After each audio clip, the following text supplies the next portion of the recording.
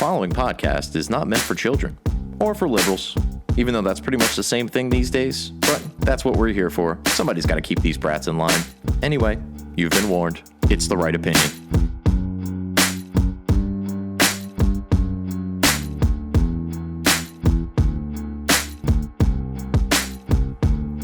These days, our media's either incompetent or malevolent. They don't believe in heaven, but they acting like they heaven sent. Knowing the truth is way harder than telling it. We gotta work harder, gotta be more intelligent. Sometimes we just gotta grab a mic and start yelling shit. We're living in times when it's hard to stay relevant. Be the elephant in the room full of elephants. Be the elephant in the room full of elephants. Boom. Welcome back from Boom to Zoom and Gloom as we head into the DNC, because my God, was this just depressing as all hell. You know, it was really funny watching the Democrats pretend that they liked America for a little while. They had Obama speaking from Philadelphia, talking about the Constitution. They actually performed the national anthem. They even said "under God" when they were reciting the Pledge of Allegiance. This is an elaborate guise to try to fool independents into the idea that the Democrats are not a nasty, hateful party that hates everything about this country and is determined to ruin it. But I guess that's what the DNC really was at the end of the day. And it became very apparent as you were watching, if you were watching, that they pretty much know that they have the far left in the bag, and they were doing everything they could conceivably do to try to appeal to the middle ground. And we're going to get into a lot of the clips here. This is going to end up being a two-parter in all likelihood, because I'm looking at all the clips that I put together, and I don't know that my computer is going to be able to handle all of it. So this will probably be part one of the DNC 2020 Zoom and Gloom, as I'm calling it. And let's go ahead and get some of the formalities out of the way before we dive into all of these various clips, some of which actually precede the DNC, but I thought were important. So we'll touch on those, and then we'll get into some of the undercard members of the DNC, and then in a second episode we will get into the heavy hitters, the Hillarys, the Obamas, both of them for that matter, and then also Kamala and Joe, the ticket that they think is going to save America from the mean orange man. Nevertheless, this is The Right Opinion right here on therightopinion.podbean.com, also available on Google Play, Stitcher, iTunes. There's a bunch of new ones too. I'm getting approved for Spotify right now, so keep an eye out for me there if that's how you catch your podcasts. Also, follow me on all social media, or at least on these social medias, Twitter, Parler, and Instagram, at Right Opinion Pod. Feel free to email the show, therightopinionpod@gmail.com. And we can't forget about ratsaladreview.com. Waiting on an email from Nate over there so we could try to organize our debate about trans rights or whatever it is that he wants to argue about. I have the right opinion, so I'm not all that worried about it. And, of course, the brand new HameenMediaGroup.podbean.com. Yes, hackerhameen.podbean.com got so big we decided to split some of the shows off. So if you're looking for the right opinion, it is no longer at hackerhameen.podbean.com. It will, however, be available at HameenMediaGroup.com. Check them out over there. See if we can get the subscribers up over there. And hopefully it could be every bit as successful as hackerhameen.podbean.com has been. So, Cardi B. Yeah, I'm going to start with Cardi B. Cardi B interviewed the possible next president of the United States for Elle magazine. Why they decided Cardi B, why Elle, this is all so baffling, frankly. I'm actually gotten dumber having listened to this clip a few times. I'm going to ask you, as you're listening to this, which of these people sounds less in touch with reality? It's going to be a hard one. I'm not going to lie. It's really, really difficult. But let's open up with how this interview opened up. So the two of them pop up, Cardi B and Joey B, as we'll hear him referred as, on their respective Zoom ends of the call. And here is the awkward exchange to open things up. Hi, Barry. How are you? How are you? The name's Joe. Well, hello there, Joe. As a matter of fact, why don't you meet my daughter, the love of my life, the life of my love. She's a fan of yours. Hi, how are you? This is Ashley. Good, how you doing? You know the nickname she gave her father when she was growing up? She'd call me Joey B. So we may be related or something. Yep, Cardi B and Joey B. I'm a huge... Normally when people make that joke, you think, oh yeah, like they know they're kidding and that they're probably not related. Like, well, for instance, when I was a kid, I was a big fan of the Ninja Turtles, and I used to always ask my dad if April O'Neil was related to Shaquille O'Neal. April O'Neil's a fictional character. She's also an entirely Caucasian woman from what we could tell. And Shaquille O'Neal, not so much. Could they be related? Sure. Are they related? No. I wonder to myself if Joe Biden actually thinks he's related to Cardi B. But more importantly than any of that, Joe Biden's daughter is a big fan of Cardi B. I had to look this up. Joe Biden's daughter is 39 years old. This is a grown-ass fucking woman who apparently grew up to have never grown up. And she's listening to Cardi B. She's a huge fan. I mean, this is nothing in comparison to the type of son that Joe raised, the scumbag that he is that's partnered with the Chinese government to create facial recognition software for them to be able to enslave and encamp Uyghurs across their country.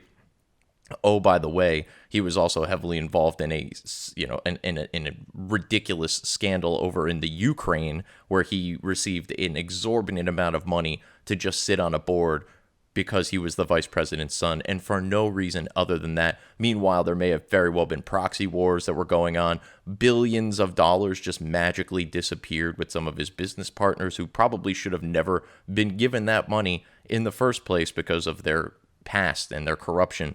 But Hunter Biden apparently is not the only Biden child that is completely lost and misguided. Here is Ashley Biden, again, a grown-ass 39-year-old woman who is apparently a, quote, huge fan, end quote, of Cardi B.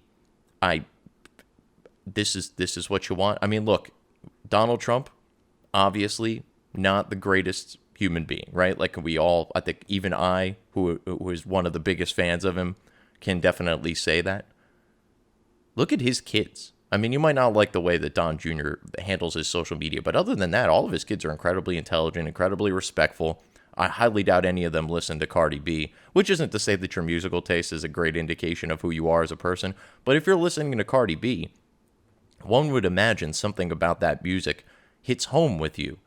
Perhaps Ashley Biden has a wet ass pussy and decided that Cardi B was the music for her. I don't know. I highly doubt it, being that I've seen her, and I don't know that there's many men rushing over to make such a particular part of her body moist.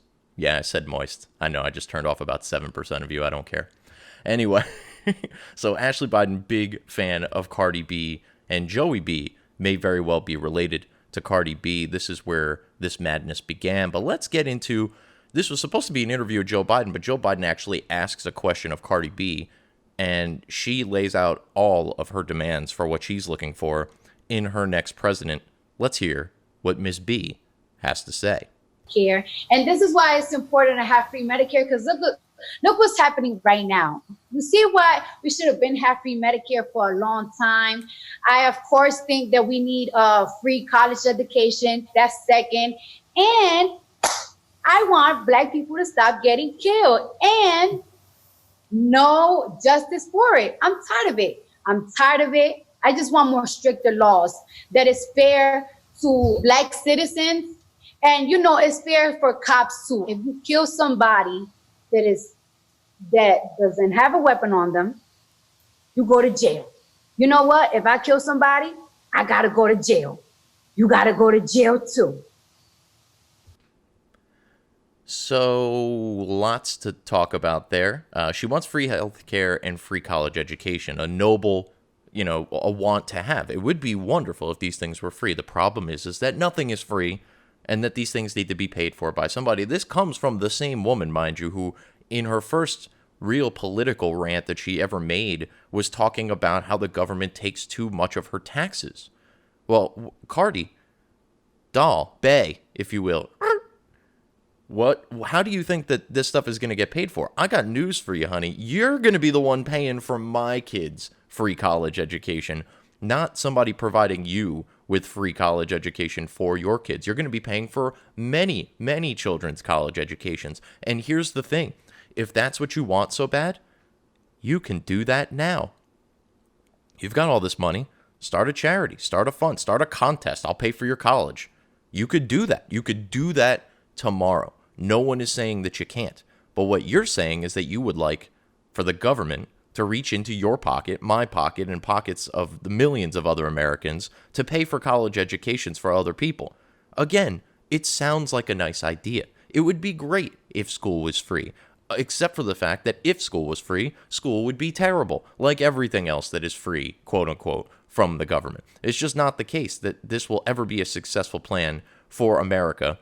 And once again, if we are looking to help the disenfranchised and the poor amongst us, Cardi B could just drop another single. She could drop Wet Ass Pussy 2 and donate all of the proceeds to paying for other college educations for other kids, as opposed to trying to vote in Joe Biden, who will then raise taxes, who will then provide free stuff. Mind you, all of the administrative and bureaucracy crap that needs to go along the way there, all of those people need to get paid, by the way. By the time your taxpayer dollars get to a student to pay for their child's education, it will be minuscule, and it will be a very small percentage of what initially went in the form of tax revenue that will trickle down.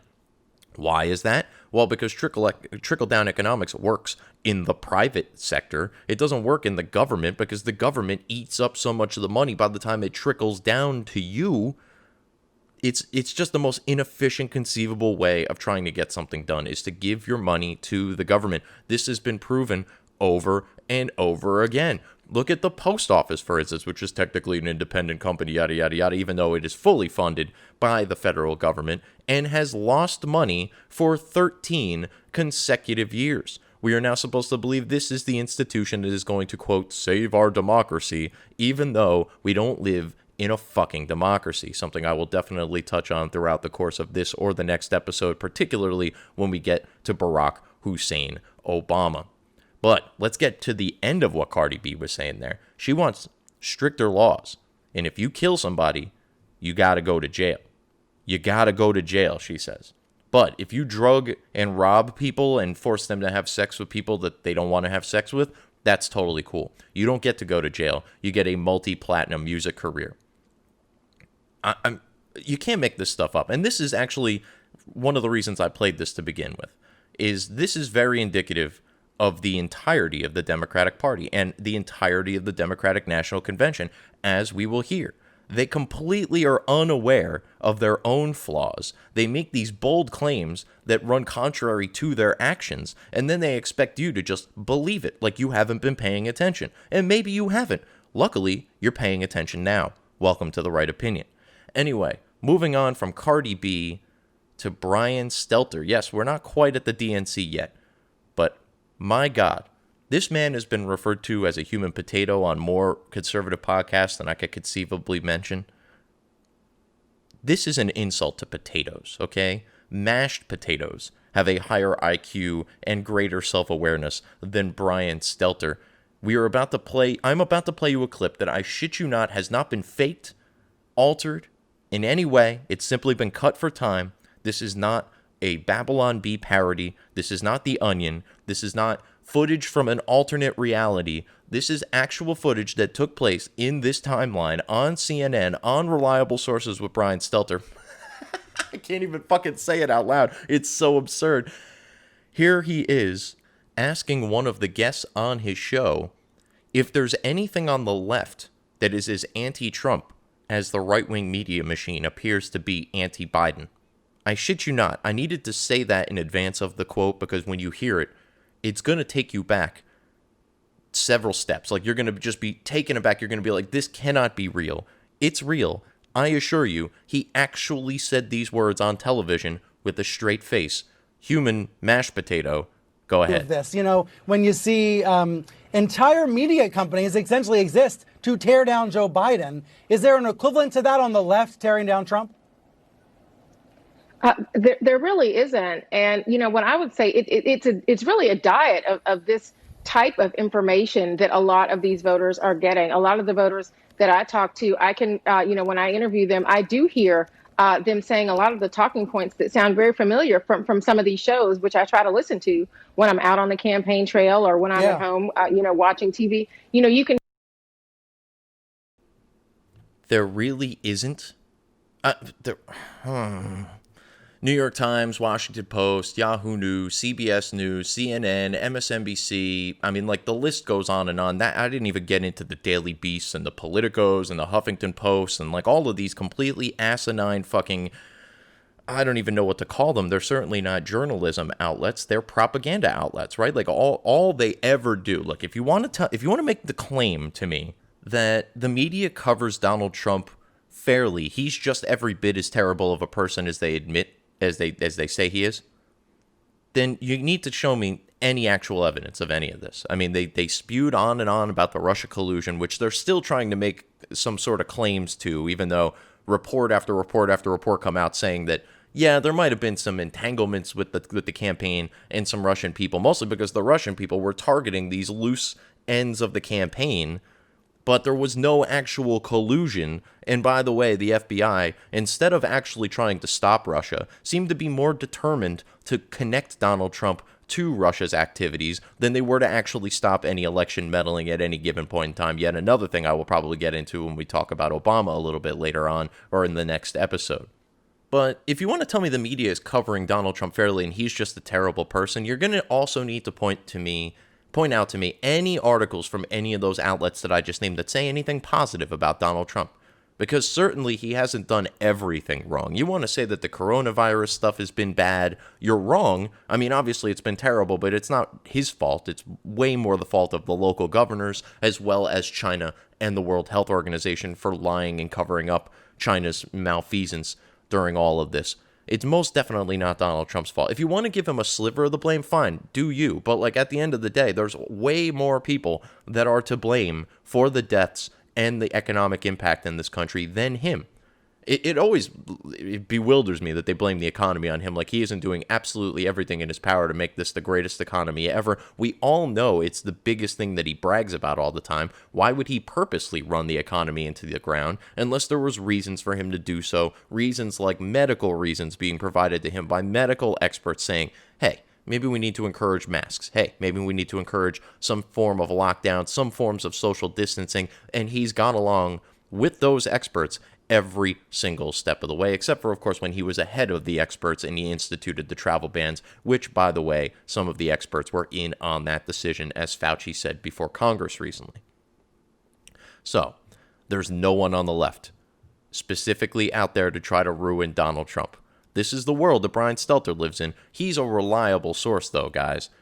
Unbelievable. Again, that's not from an alternate reality. That is real, supposed news coverage that was actually presented on CNN as news. And not only news, reliable news, because it's reliable sources, and it's on CNN, where facts matter. It's just, these people, they think you're stupid. There's no other explanation for this other than they think their audience is stupid. And if they're CNN, they're actually correct. So there's something to be said about that.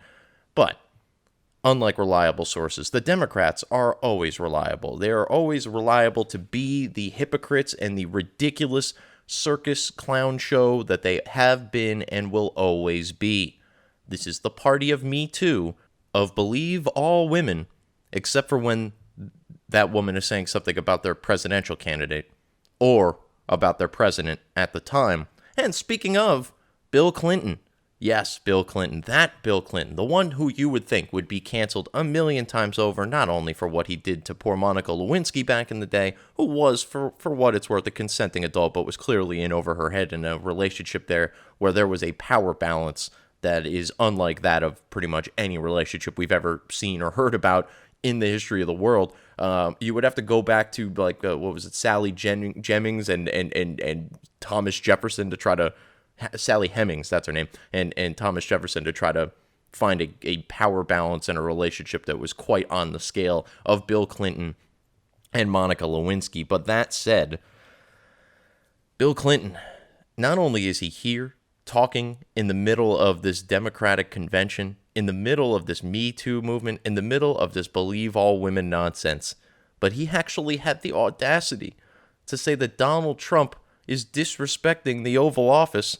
This from a man who literally was sticking cigars into the undercarriage of his interns in the Oval Office. Bill Clinton, take it away. If, of course, you have enough time in between trips to Epstein Island. At a time like this, the Oval Office should be a command center. Instead, it's a storm center. There's only chaos. Just one thing never changes: his determination to deny responsibility and shift the blame. That's because we live in a constitutional republic built on a system of federalism, wherein the governors of every respective state have powers like lockdowns and mask mandates and closing down businesses. The federal government, i.e. the president in this particular case, does not have that power. Joe Biden is claiming that he's going to put out a national mask mandate, something that is entirely unconstitutional and will never actually happen, even with spineless jellyfish like John Roberts on the Supreme Court. But it's Trump's fault, and he's shifting the blame as if the blame isn't already shifted to the parties that it should be shifted to. This virus started in China. It was spread because of their negligence or their outright malfeasance. It was then covered up by the World Health Organization. It then spread throughout the world. The only person here in the U.S. that was actually acting on it was Donald Trump when he banned travel from China and later banned travel from Europe. When he banned travel from China, we had less than 100 cases in the entire country here that we knew of, mostly because the testing sucked, because the CDC dropped the ball. And if you want to blame that on Donald Trump, I ask you, do you want Donald Trump in the laboratory working on the tests? Because obviously you don't think he's very bright, and I would suggest that his presence in a laboratory would probably be a little bit disruptive, instead of letting the medical experts, the scientists, do what they do. And of course, in this particular case, they dropped the ball. Why? Well, because these are government scientists, and these are government doctors and medical experts, and as I mentioned to you at the top of the show, there is no more inefficient way to possibly try to get anything done than to hand that problem over to the government. So what did Donald Trump do? Well, he deregulated and he rallied the private sector to now put forth the greatest testing effort in the world, so much so that it has come back to bite him because we have tested so many people and found so many cases that now the media talks about how many cases we have. We have 5 million cases. First of all, we don't have 5 million cases. Many of those tests are the same person being tested over and over again, because here's the thing. If you test positive, you need to go back for a second test to determine whether or not you've recovered from the disease. Many of those people that tested positive the first round came back in for a second test and also tested positive. That was counted as 2 positive cases. This has happened over and over again. There have been people who have tested positive multiple times.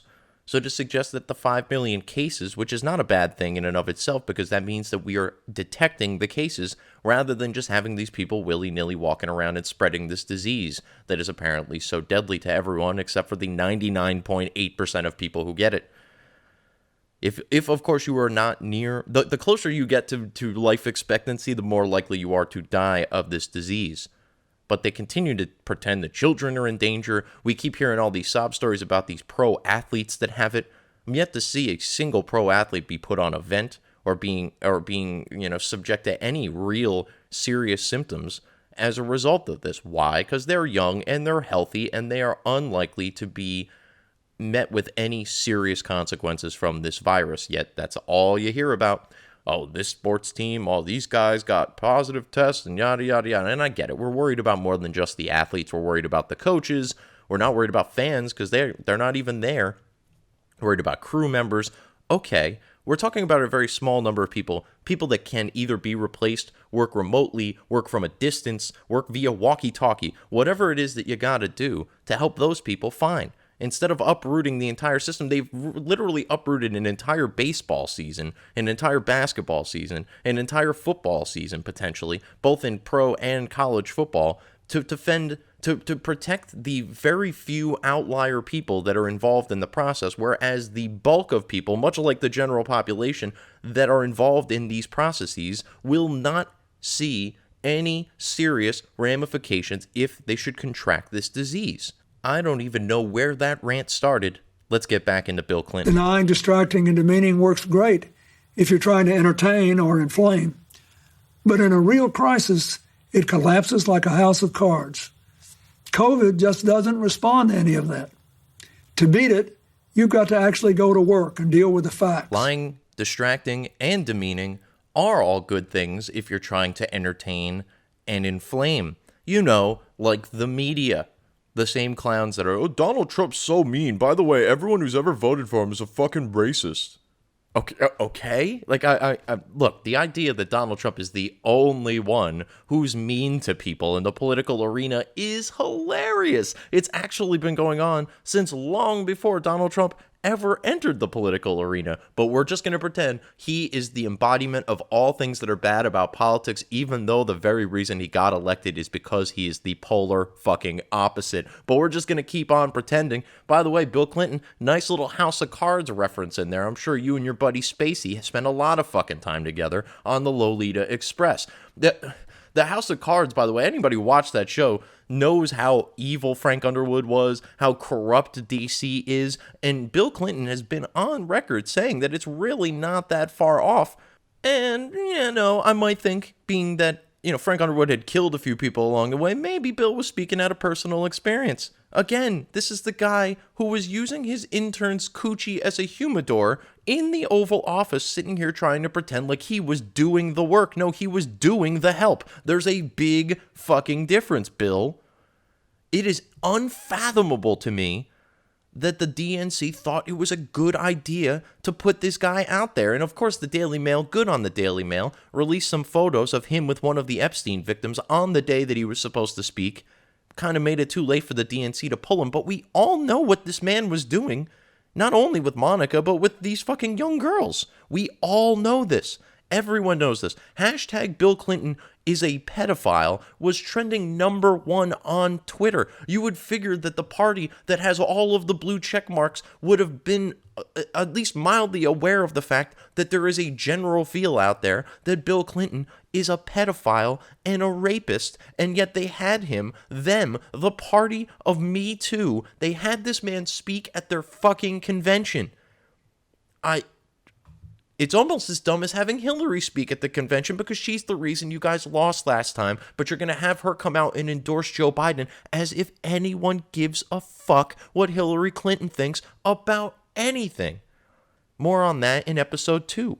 Anyway, let's roll on to the next speaker here. I have in my notes, hashtag Horseface. No, it's not Stormy Daniels, although I am fairly surprised that she didn't make an appearance here. Why wouldn't she, right? And not to mention that they have every celebrity under the sun at their disposal, and they brought on like Billie Eilish, Eva Longoria, and Kerry Washington. Kerry Washington's incredibly talented and beautiful, and obviously Eva Longoria is beautiful as well. Billie Eilish looks like a depressed troll, like literally the trolls, like with the hair thing. It looks like she's depressed, and that's why the hair is deflated, and she's just this weird, chronically depressed, green-haired, obese fucking chick. But whatever it is. These are the celebrities that they decided to roll out, alongside people like Horseface John Kerry. Yes, John Kerry.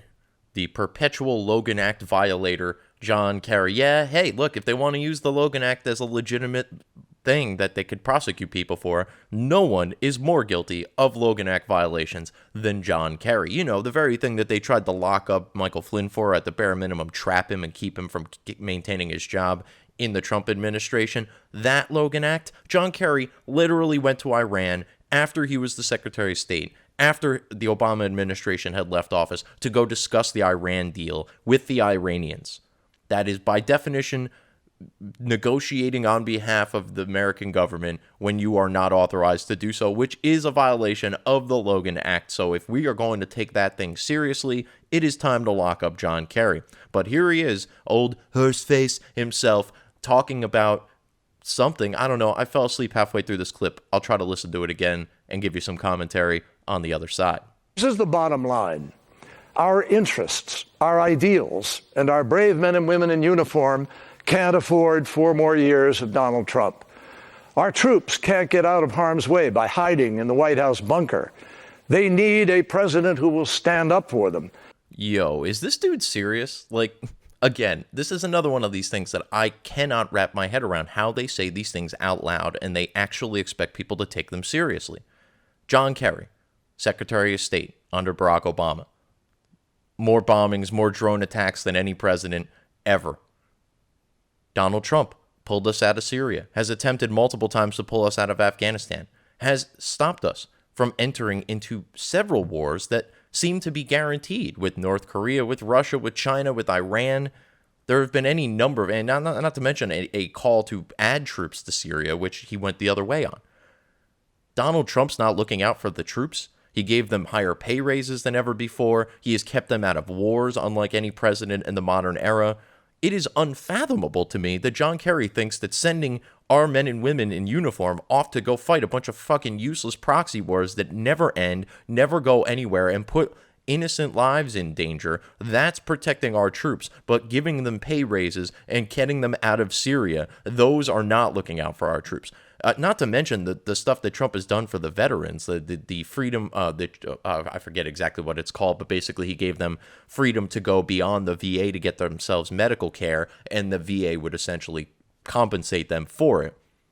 He's given them choice as far as their medicine goes, but John Kerry seems to think that Donald Trump doesn't give a fuck about the troops. It's laughable. Not to mention the Democrats are constantly trying to cut the budget of the troops. Donald Trump has increased it drastically. John Kerry, not a serious human being, no matter how serious his face looks, no matter how much he looks like Lurch from the Addams Family, he is not nearly as serious. On the inside, he's about as silly as Cousin It looks on the outside. But John Kerry, he's looking out for the troops. Don't worry. Pay attention to Horseface. Moving on from there, let's go from one former Secretary of State to another former Secretary of State. That, of course, this time being Colin Powell, who, by the way, when the last election was going on in 2016, was on the record stating that Bill Clinton, you know, the guy that we just listened to a little while ago, was, quote, still dicking bimbos while his wife was running for president. Stand-up guy, that Bill Clinton.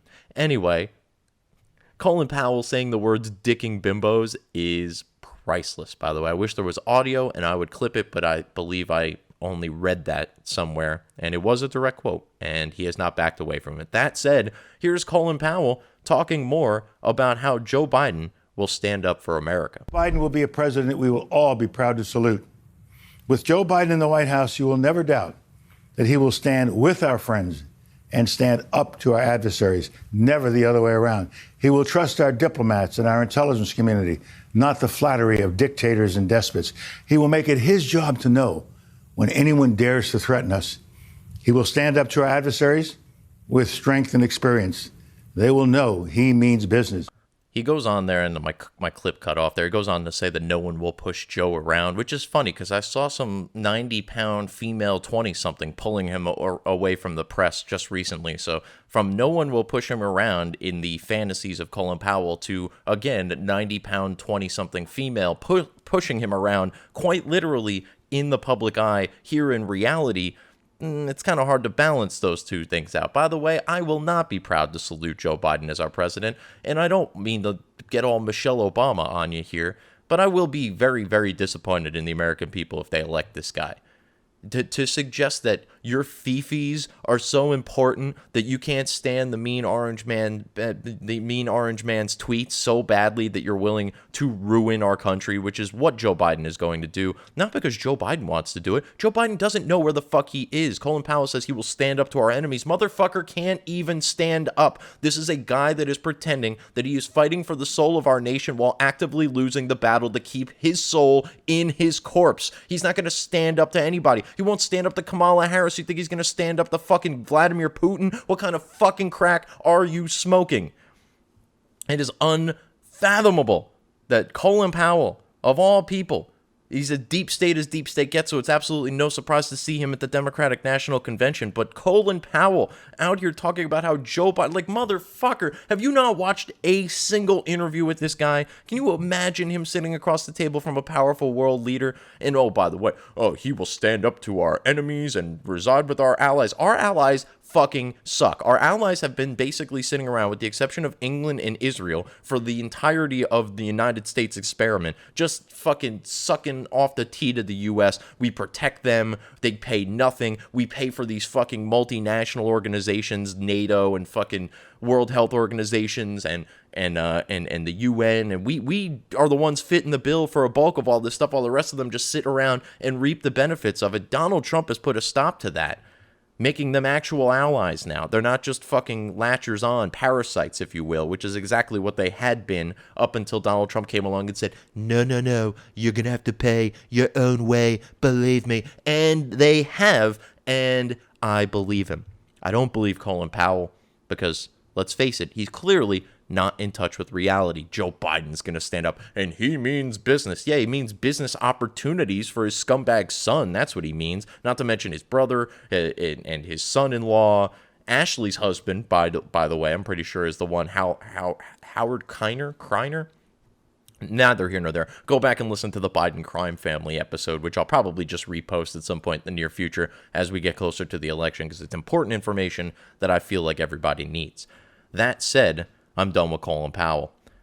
My colon has been cleansed, if you will. Let's see what we got next this is good. Dr. Jill Biden. Now, in fairness, Dr. Jill spoke during one of the first couple of nights here. Dr. Jill did a very good job of giving the case that her husband is a fine man, which you would assume any wife would feel about their husband. Rather than get into the minutia there, because I think it's, Jill Biden's a smart woman. She's fairly articulate. She obviously loves her husband. She was going to have no problem whatsoever painting this very nice, rosy picture of Joe.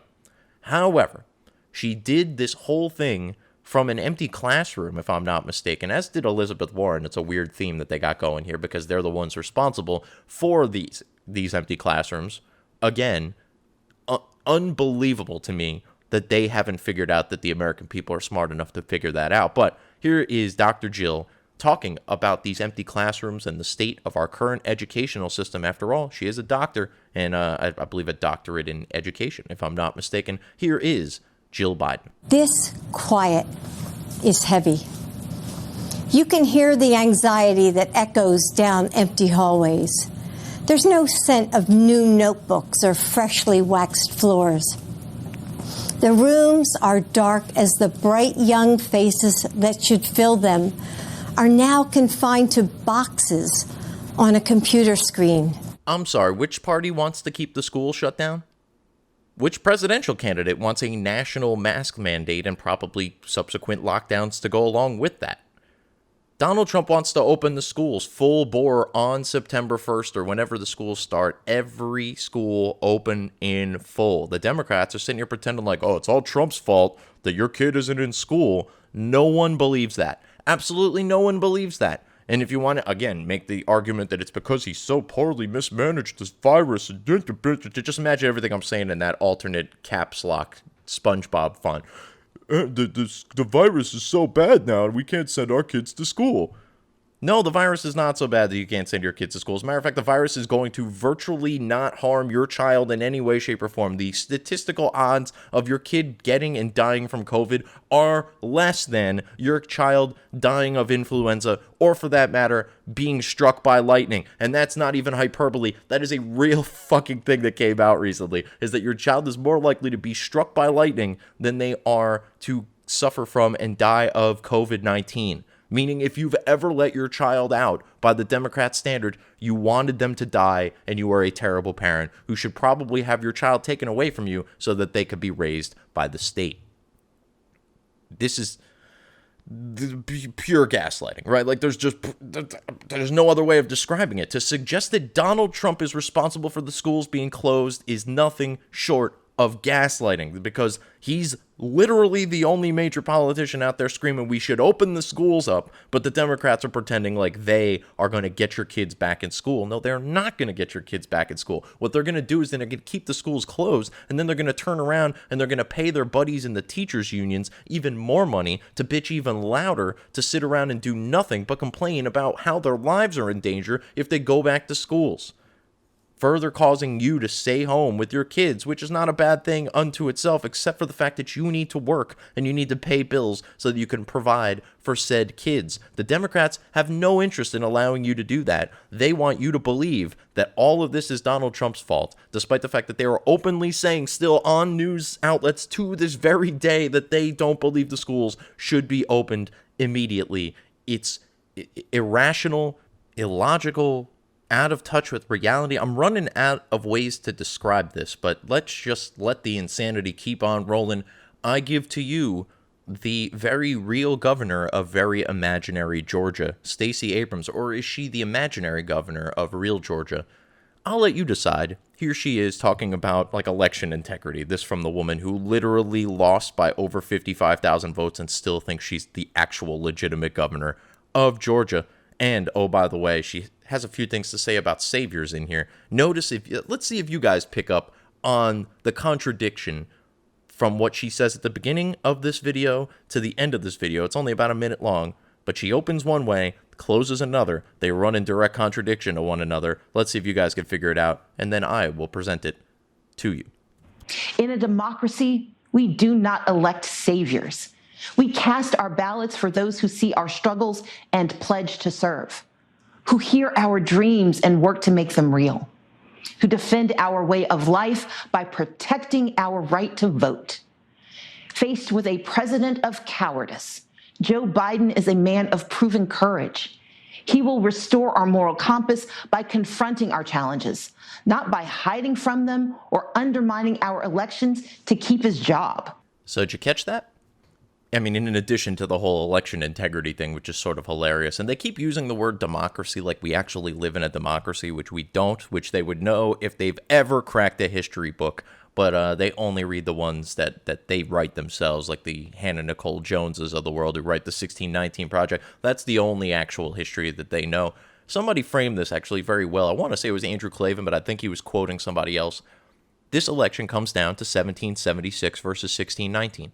Do you believe that our founding principles that came about in the 1700s, mid to late 1700s, 1766-ish, do you believe that that's truly when America was founded, or do you go all the way back to the beginning of some arbitrary time where it just so happened that slavery began here in the United States, and that's truly when the United States began? Basically, it comes down to, do you think this is a racist nation or not? And if you do think this is a racist nation, then go ahead and vote for Joe Biden. The old, geriatric fucking, racist himself is going to fix everything. Or you could just, be in touch with reality, realize America is the least racist nation in the history of ever by every conceivable metric, even according to left-wing outlets like the Washington Post. And you can just go about your day and vote in your best interest, which is voting for Donald Trump, who is not going to infringe upon your rights in any significant way, who is going to desperately try to get more money, more of your money, back into your pocket. Not just handing out other people's money. He wants to give you more of your money because the government has no fucking business taking it in the first place. After all, taxation is theft. Duh. Anyway, so did you catch it? I don't know if you did. You probably forgot what it was because I ranted again.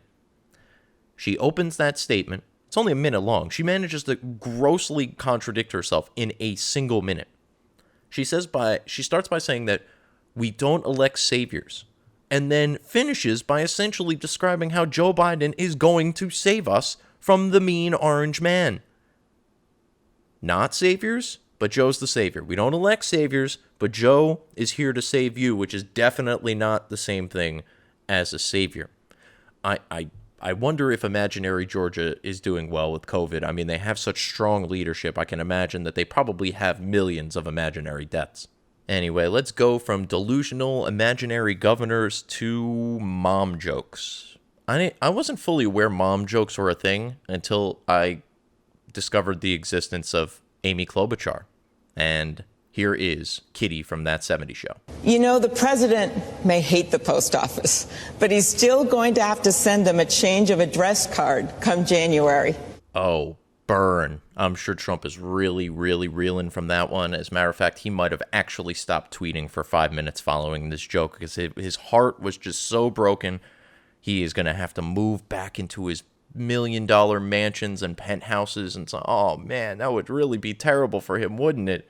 And he probably wouldn't send the post office a change of address card, because I don't believe he's actually physically changed his actual address. As a matter of fact, he's a registered voter in Florida because Mar-a-Lago is his official residence. But, you know, let's not let that get in the way. By the way, he doesn't hate the post office. He put one of his business cohorts, and yeah, a donor of his, DeJoy, I believe his name is the Postmaster General now, in place to try to fix the post office. Not fix the election, fix the post office, which again has been losing money for 13 consecutive years. To quote Steven Crowder, imagine pitching that shit on Shark Tank.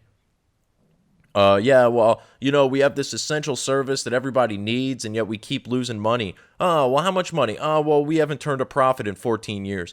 Oh, well, I mean, this is like the first 14 years, right? Like, no, we've been an institution that's been around for hundreds of years, and yeah, we just can't seem to make money off of this essential service that apparently everybody needs. And we raise the rates on postage every year, doesn't help. We try to come up with more efficient vehicles and mechanisms, doesn't help. Meanwhile, FedEx, UPS, doing just fine. DHL, doing just fine. It's almost like government involvement in this particular area of parcel delivery has failed us the same way that government involvement in everything fails us. Speaking of government failing us, some governments, particularly state governments, are so bad that they've actually failed people beyond the borders of the state that they are supposed to be helping. Enter Andrew Cuomo, who has done such an abysmal job of handling COVID-19 in New York that it is spread to the neighboring states of Connecticut and my state of New Jersey, where those three states have remarkably high death tolls in comparison to the rest of the country and the rest of the world. But don't worry, Andrew Cuomo's got a lot to say about this. As a matter of fact, he's got a book coming out about his handling of COVID. 100% of the smooth brains who buy that book will be voting for Joe Biden. If those are the people that you would like to associate with on an intellectual level, by all means. But I can assure you, they're dumber than Andrew Cuomo, who is pretty dumb. As we're about to hear, here is Fredo's brother. Go. Today, we trail the world in defeating COVID. We have over 5 million cases. Americans learned a critical lesson: how vulnerable we are when we are divided, and how many lives can be lost when our government is incompetent. Do I even need to add anything to that? I really don't think I do. Yes, when government is incompetent, see the New York state government, lots of people die. Thanks, Andrew. Here's more of him. But we learned something else, my friends. We saw the negative, but we also saw the positive. As they proved their way failed, we proved that our way succeeded. Was his way to kill everybody so that no one else can die of COVID? Is that his way? And is that success? Does anyone consider New York an actual success? I mean, yeah, we saw these stories of I guess maybe Fauci said something like that along those lines. New York not only failed miserably in the handling of this virus, and look, I don't like Cuomo. I frankly don't like any of the politicians in and around New York. That said, I think I've been fairly fair to him on this show, citing, yeah, it's New York. New York City is like one of the biggest hubs in the world. People are always coming and going from New York. By virtue of its attractiveness, it was going to draw more potential cases there. And by virtue of the fact that people live on top of one another on this 3-mile by 93-mile island, millions of people live there, they were going to be interacting with each other at a much higher rate than other places. But the nursing home policy is really what caused all of the extraneous deaths in New York City. And by the way, even now, as cases are virtually none, and deaths are bottoming out, if not even, I don't even think they had anybody die of COVID in the last couple of days in New York City, if I'm not mistaken. They're still shutting down everything. They're still shutting down the schools. And Andrew Cuomo seems to only be focused on getting all the rich people back into New York so he could take their money to pay for all of the damage that he's done with his policies. And de Blasio right behind him, who was already just handing out cash like it was the friggin' cash cab prior to COVID, and then obviously has spent an exorbitant amount of money trying to handle COVID poorly. So Andrew Cuomo is now the beacon of success stories for COVID. Mind you, and just not to get too far off topic here with the COVID nonsense, but I've heard a lot of people say this, and it makes a lot of sense. People are comparing the United States to other countries like we are like other countries, which we most certainly are not. We have a federalist system here. We have states that are bigger than a lot of the countries that they're talking about. So if we were going to compare, let's compare state versus country. How did New York handle things versus how other countries handled things? How did Texas handle things versus how other countries handled things? Because of our federal system, the governors actually have most of the power. They essentially, Andrew Cuomo is as powerful in New York State as, say, the Prime Minister of England is in England for how decisions are made in England. So to compare Donald Trump's performance with all of this, when he's got to deal with 50 smaller countries, essentially, states, if you will, that all have different circumstances, different terrain, different populations, different governors that are all going to have to be handled differently. Let's compare our states to some of the other countries. And when you do that, and when you break it down by state, it becomes apparent that New York is the worst place in the world to have been during this pandemic, because more people are dying at a much higher rate there than anywhere else, including Wuhan, including Italy, including Spain, including the UK, including Belgium, including Sweden, where they didn't even lock down. New York handled this the worst of anyone, anywhere in the world. All right, I'm going to retract the Wuhan statement because I don't believe a fucking single number, statistic, or piece of evidence that comes out of China. But even still, if you were to believe those things, which Cuomo and his buddies do, then they still handled it worse than the Chinese. And now I feel obligated to say, China. Anyway, the DNC also brought up some random girl whose father apparently died of COVID because, you guessed it, Donald Trump. Here is this young lady who, look, she's mourning. She lost her father. God bless her. Feel terrible for her. No one should have to, no one should have to. Everyone should have to lose a parent because no parent should ever have to lose a child. But she's grieving, and this is obviously her way of dealing with it.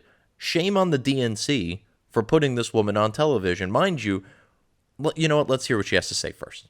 My dad, Mark Anthony Urquiza, should be here today, but he isn't. He had faith in Donald Trump. He voted for him, listened to him, believed him and his mouthpieces when they said that coronavirus was under control and going to disappear, that it was okay to end social distancing rules before it was safe, and that if you had no underlying health conditions, you'd probably be fine. And that is still accurate, by the way. I'm sorry things didn't work out for her father, but if you have no underlying health conditions, you'll probably be fine. That said, his underlying health condition was he was 65 years old, which puts him in the danger zone. At no point in time did Donald Trump ever say healthy 65-year-olds will be just fine walking around with no masks and going on cruises or whatever the fuck this guy did. He believed Donald Trump, and he died because of it. She actually went on in that same speech to say that he was a healthy 65-year-old, and his only pre-existing condition was trusting Donald Trump. Newsflash, bitch. 63 million people voted for Donald Trump. Your father apparently is the only idiot amongst them who took it upon himself to just willy-nilly take all of the health precautions that he was told to do, even by Trump and his experts, just forgot about all of them, lived his life, and he died. He's in the same category as the ass clowns that took the koi pond cleaner, okay? The rest of us, I believe in Donald Trump. I support Donald Trump. I even will go as far as to say that I trust him to a certain extent. That said, I'm okay. Now, I'm young and I'm healthy and I have no pre-existing conditions. That could have everything to do with it. My parents are okay. They're pretty much in lockstep with me about this. My father's even less concerned about this than I am. My father damn near died of a fucking flu 2 years ago, okay? He is so not even worried about this. It's actually a little alarming, to be honest with you. But that said, this guy is the only guy in the country. He's the only one of the 63 million people who voted for Donald Trump who mysteriously just died from coronavirus because he trusted Donald Trump. The rest of us trust him too. You think all these people just turned around and were like, meh.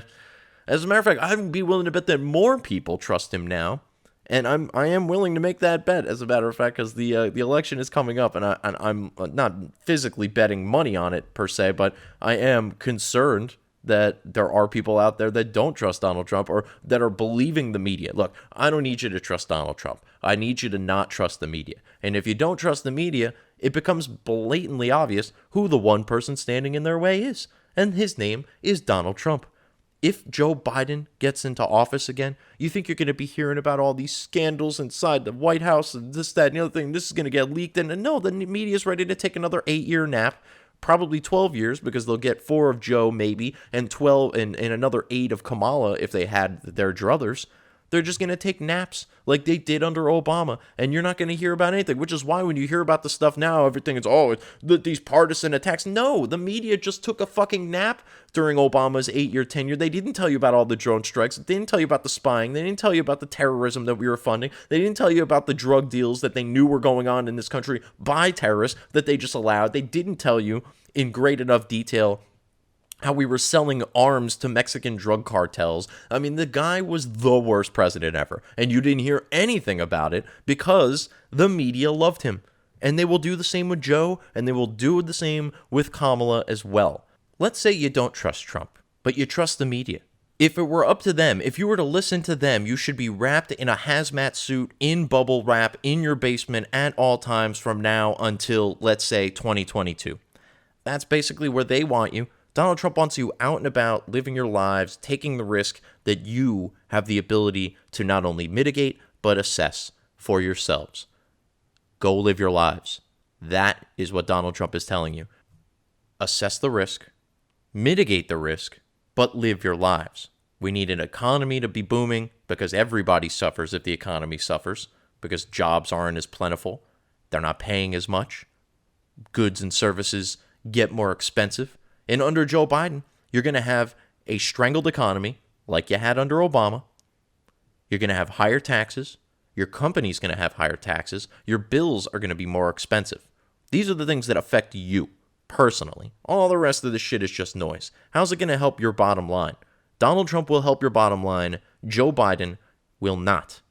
And Joe Biden will have you wearing a mask. He'll have it glued to your face, and you will have, weirdly enough, federal troops in your town to enforce said mask mandate. And they will blame Donald Trump for normalizing federal troops on in cities and towns around America. Watch. That's what they'll do.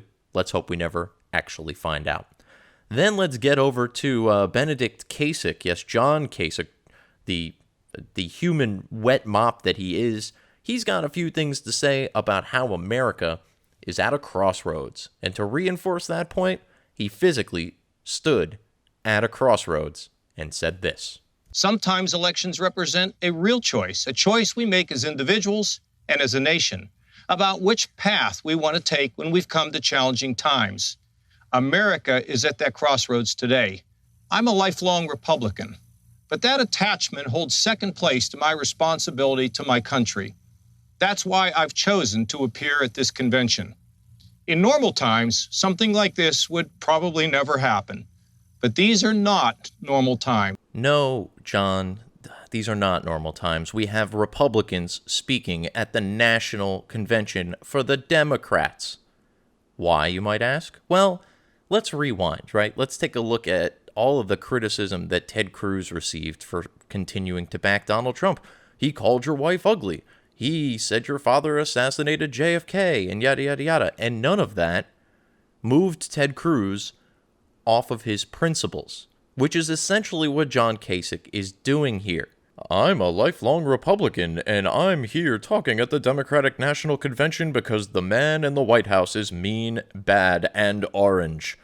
So I'm going to sacrifice everything I've ever believed in. I'm still a Republican, but I have a duty to my country, aka everything I've ever told you I believed, I don't actually believe, because one very bad, very orange man was able to shake me from my beliefs to the point to where I am here at the Democratic National Convention touting an old racist white man that I presume will be the savior, to paraphrase Stacey Abrams a little bit, from the bad orange man.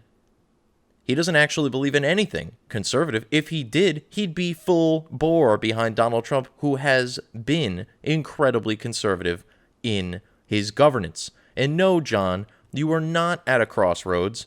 You have crossed the road. You know how I know? Because you're a Republican speaking at the Democratic National Convention. Why did the chicken cross the road, you may ask? Because his name was John Kasich. Anyway, he goes on to spew more nonsense, which I'll be happy to dissect for you in a minute. I'm sure there are Republicans and independents who couldn't imagine crossing over to support a Democrat. They fear Joe may turn sharp left and leave them behind. I don't believe that, because I know the measure of the man. It's reasonable, faithful, respectful. And you know, no one pushes Joe around. People push Joe around all the time. I think I incorrectly attributed that quote to Colin Powell earlier on, but my criticism still stands. People push Joe around all the time. People have pushed Joe back from his crowning achievement, which was the 94 crime bill, which he was so proud of at the time. He is now backing off of and joining the defund the police fucking crowd. This guy gets pushed around with regularity. And the funniest part about all this is that John Kasich tries to make the case that Joe Biden will not get pushed farther to the left. And then the DNC, almost like they were unaware of what John Kasich was saying. Maybe it was pre-taped. Obviously, it was pre-taped. I assume he didn't go live from that crossroads. But they apparently didn't actually listen to what he had to say, because he was trying to make the case to independents that Joe will not get pushed to the left. And then, who did they follow up John Kasich with? Bernie Sanders. Here he is. Our campaign ended several months ago, but our movement continues and is getting stronger every day. Many of the ideas we fought for that just a few years ago were considered radical are now mainstream. Yep. So Kasich wants to tell you that Joe Biden won't go radical left. And then Bernie Sanders wants you to know, don't worry, Joe Biden's going to be the most progressive candidate since FDR, which is funny because I thought the Democrats shouldn't like FDR because he was a president for the Democratic Party before the supposed party switch. Kind of funny how that works. Conveniently, FDR is nice when they want him to, but then when you point out that, oh, but you guys all love FDR, I thought the party switch. No, well, but I don't know. I don't know these things. I don't know much of anything. I'm Bernie Sanders. What do you expect? I think socialism's a good idea. I thought Moscow was a lovely place when I honeymooned there with my wife. So he's not going to move all that radical to the left, but Bernie Sanders fully on board with Joe Biden. The contradiction there is startling and could only be presented by the Democrat Party, who is just, again, as usual, completely out of touch with reality. And speaking of, I give to you Drunk Aunt Nancy. More than 5 million Americans are infected by the coronavirus. Over 170,000 have died. The science-based action in the HEROES Act we enacted 3 months ago is essential to safeguard lives, livelihood, and the life of our democracy. And who is standing in the way? Mitch McConnell and Donald Trump. Instead of crushing the virus, they're trying to crush the Affordable Care Act and its pre-existing conditions benefit. Which is really weird, because if I'm not mistaken, which I'm not, Donald Trump just signed an executive order protecting patients with pre-existing conditions from being dropped from their insurance companies and forcing insurance companies to accept people with pre-existing conditions. Personally, not a fan of this move. Largely because I know how insurance works. I'm legitimately licensed. You're probably hearing some thunder in the background. That's probably my friend, the Andrew Bella. He is the god of thunder, after all. Anyway, he wants to protect pre-existing conditions. He has made no bones about the fact that he wants to protect pre-existing conditions, largely because this is just another example of a government program that was offered that cannot be taken back. To drop people off of their insurance is going to be both politically and socially unwise for Donald Trump and for the Republicans. So they've jumped on board with the whole pre-existing conditions coverage. That said, Obamacare is still an entirely unconstitutional piece of legislation that was passed and then approved, essentially, by the Supreme Court when John Roberts denied the fact that what is clearly a penalty was a penalty and considered it a tax, allowing it to go into force in the first place. That has since actually been revoked by courts, stating that the individual mandate is illegal because it penalizes you for not purchasing a good or a service that you don't want or don't need. And that decision is entirely up to you, not the government, despite what Nancy Pelosi might think. So yes, he is gutting Obamacare because it's unconstitutional, yet he is putting in place protections for the people who have pre-existing conditions.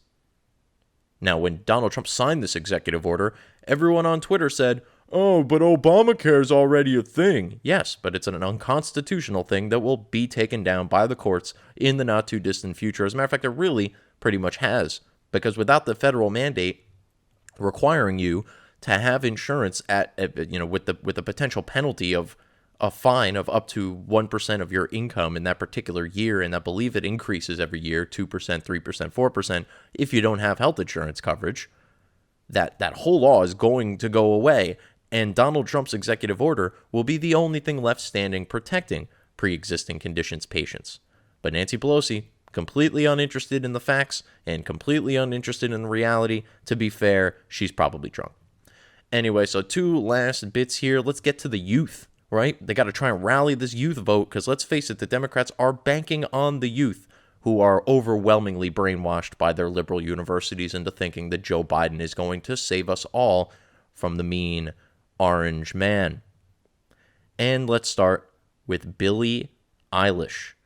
I vaguely know who this woman is. I've never really heard any of her songs other than maybe a clip that I heard recently on Ben Shapiro, who was talking about Billie Eilish at the DNC and played a little bit of a clip. It's not terrible. She sounds like she has a halfway decent voice. That said, she does not have a halfway decent stump speech in her bag, apparently. This is the most unenthusiastic endorsement possibly ever. And the fact that they thought it was a good idea to have her perform this particular speech, if you even want to call it that, in front of what appeared to be kind of like a weird, ominous graveyard background, which is a peculiar pick when you think about, who they have running at the top of the ticket here. But here is Billie Eilish mustering up all of her enthusiasm to try to get you to vote for sleepy, creepy, flippy, floppy, sloppy, malarkey Joe. Here she is. Donald Trump is destroying our country and everything we care about. We need leaders who will solve problems like climate change and COVID, not deny them. Leaders who will fight against systemic racism and inequality. What has Donald Trump done that has ruined everything that we know and love? Name it. Honestly, please. Unless you were, I'm trying to even think of examples that these folks might even be pointing to. If you're a trans person who really, really wanted to be in the military, I guess he took something away from you. Sorry, not sorry. Actually, I'd like our fighting force to be incredibly well balanced mentally. But I don't understand for the life of me where these people come up with these things. And I believe she ended this quote here, and it's hard to tell because they all pretty much say the same stupid shit over and over again. But she was another one of the people who said, we need to vote like our lives depend on it. Your lives don't depend on Donald Trump being removed from office. As a matter of fact, if you just turned off CNN, you may have noticed that this country was well on its way to economic prosperity prior to COVID. The middle class was succeeding. The media was being held into account. Cancel culture was being fended off, but barely. We can only imagine what this would have looked like under a Hillary Clinton presidency, and even worse, under a Joe Biden presidency. He doesn't even understand how social media works, never mind trying to figure out what a cancel culture is. What's a cancel culture? I don't know, Joe. Just go ahead and go back to your applesauce there. Okay. Just, you can imagine Jill Biden is going to actually be our president until Kamala Harris takes over. But Billie Eilish, I'll give her credit for being able to read off of a teleprompter. We apparently gave Biden all the credit in the world for being able to do so the night the night that he spoke, as everyone on the internet was, wow, he really read off that teleprompter hella well.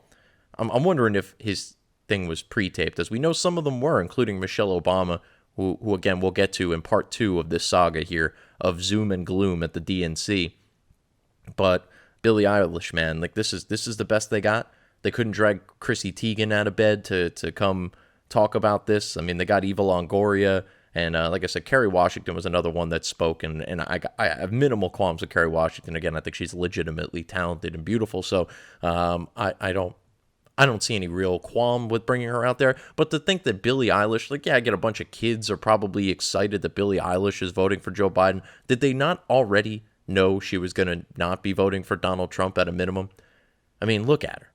Does she look like a Trump voter to you? Does anybody who listened to her music think for even a second she wasn't going to vote for Joe Biden? I highly doubt it, but I do wonder what the people who have never heard of Billie Eilish think when they see this. This chronically depressed, green-haired girl who's moderately obese is voting for Joe Biden because she thinks Donald Trump is ruining everything.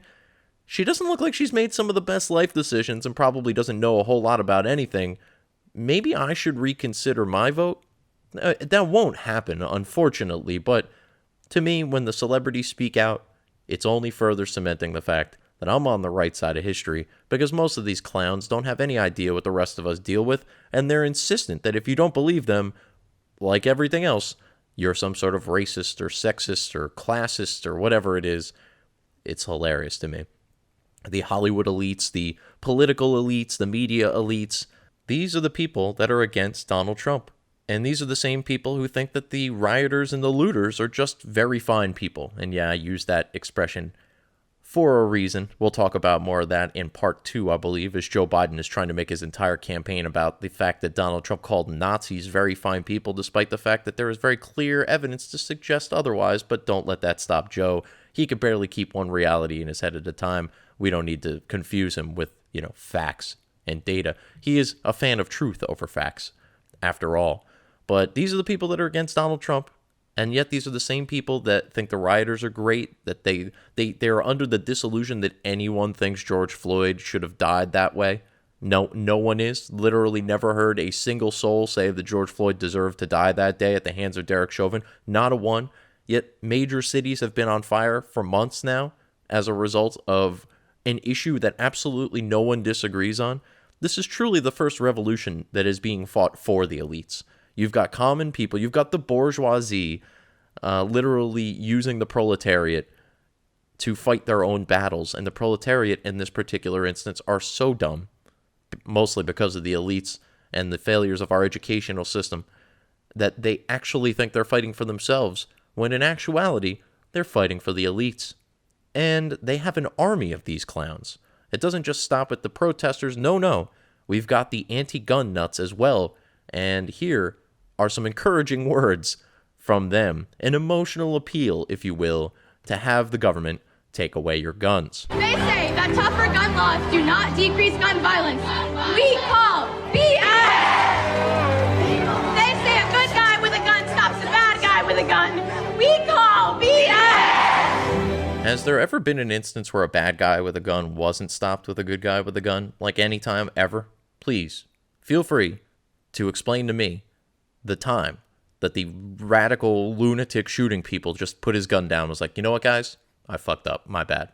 It's never once happened, at least to my knowledge. And if it did happen, it's because that person was severely mentally strained. But don't worry, the Democrats are going to send a social worker out to go deal with your latest school shooting and not an actual armed police officer, because he's evil and he might actually shoot somebody who deserves to be shot.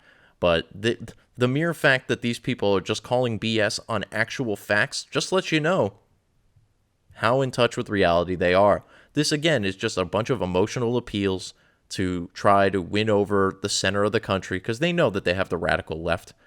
And unfortunately for them, they're too dumb to realize that there's a lot of single-issue voters out there, and a lot of those single-issue voters, even amongst Democrats and independents, a lot of those people are one-issue voters on the Second Amendment. They want to be able to arm themselves and protect themselves against the lunatics that are coming to burn their cities down. These idiots are out here just calling BS to facts because they want you to believe that if a bunch of children tell you it's so, it must be so. This is how we get people like Greta Thunberg winning Nobel Peace Prizes. Meanwhile, Donald Trump, who legitimately organized an actual peace deal between Israel and the United Arab Emirates, won't even get consideration, despite the fact he should walk away with it without any contest.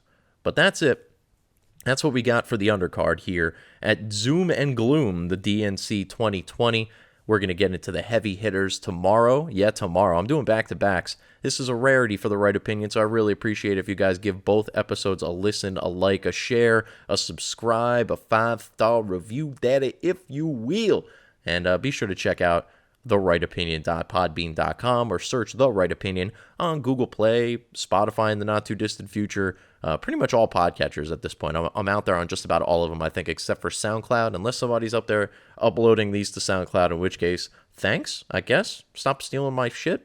Anyway, moving on from there, at Right Opinion Pod on Instagram, on Parler, and on Twitter, and The Right Opinion Pod at gmail.com for emails. Also check out this fine podcast at hameenmediagroup.podbean.com and ratsaladreview.com.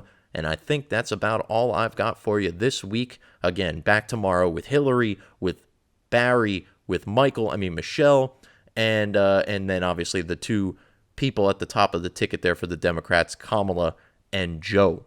And we are going to talk about all of it in hopefully extraordinarily excruciating. No, I'm kidding. We're not going to get too down into the nitty-gritty with it. You don't have to. The Democrats are incredibly shallow people. That said, I'm going to go ahead and take this opportunity to remind all of you fine people that opinions are like assholes. Everybody's got one, but this asshole has the right opinion right here on the Right Opinion Podcast. I'm Harrison Bergeron. I'll talk to you guys next time. Be the elephant in the room full of elephants. Be the elephant in the room full of elephants. Boom.